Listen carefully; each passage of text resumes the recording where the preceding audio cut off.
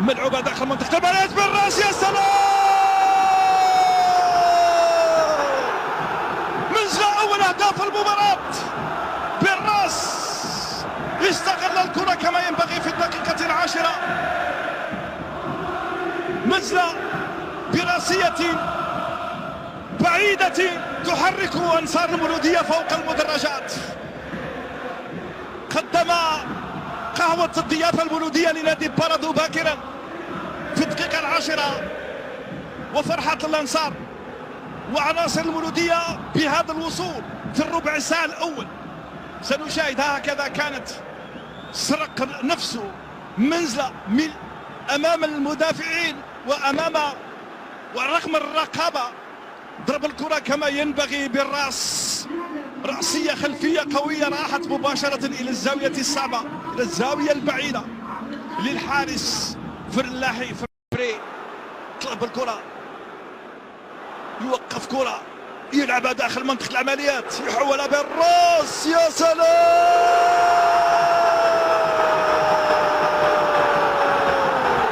الله حليمية يسجل الهدف الثاني بروعة كبيرة وبعمل ممتاز ومجهود. الخروج بالكرة والبحث من نعيجي اليوم في أصعب مهمة، يسهل المهمة في مركز غير مركزه.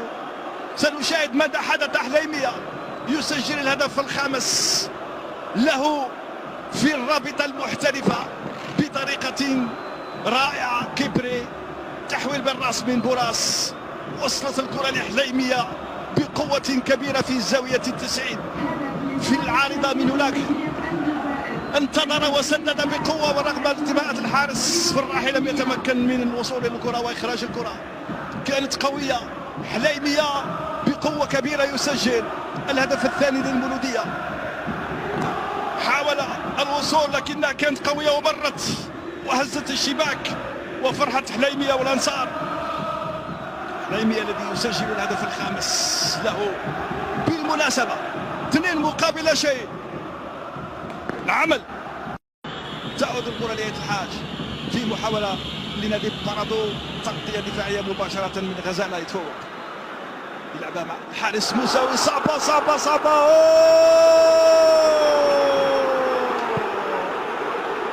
نادي باردو يتمكن من الوصول إلى تقليص النتيجة. كاسيس بخطأ فادح في هذه الكرة التي سنشاهد بعد قليل في الدقيقة 44 من زمن الشوط الأول. 3 أهداف. كاسيس تابع الكرة، موسوي رجعت الكرة سهلة، تبدو سهلة تماما.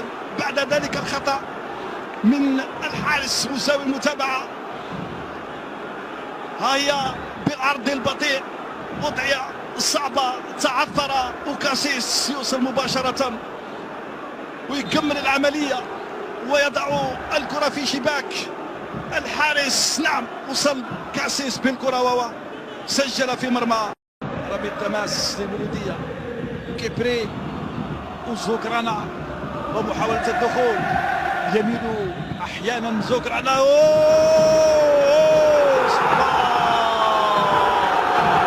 يقول الحكم هناك هدف ثالث لمصلحة المولودية. تكون الكرة قد دخلت، وبايزيد يتمكن من الوصول إلى الشباك في الوقت البدل الضائع، في الدقيقة الثانية من الوقت البدل الضائع للمباراة. في غفلة من دفاع نادي باردو الذي لم يتعامل مع الكرة بشكل صحيح. من جديد أنصار المولودية والفرحة بالهدف الثالث في الدقيقة 90. بايزيد سنشاهد ماذا حدث بالضبط. هي الكرة من زوكرانا في المتابعة. بعد ذلك بايزيد دخل دخلت الكرة، نعم، بلمسة واحدة من بايزيد، ويتمكن من الوصول إلى الشباك للمرة الثالثة بلمسة واحدة. راح مع الكرة وخدعت الحارس فراحي، وأعلنت الهدف الثالث لمصلحة مولودية الجزائر في الوقت البدل الضائع. كل شيء ممكن في الكرة. ها هي مدد القدم والرجل كما ينبغي، ضربت بالقائم وتحولت وشاهدنا بالعرض البطيء دفاع فريق اتلتيك بارادو لم يصدق فرحة بايزيد مع رئيس الفريق، اهداه هذا الهدف الثالث.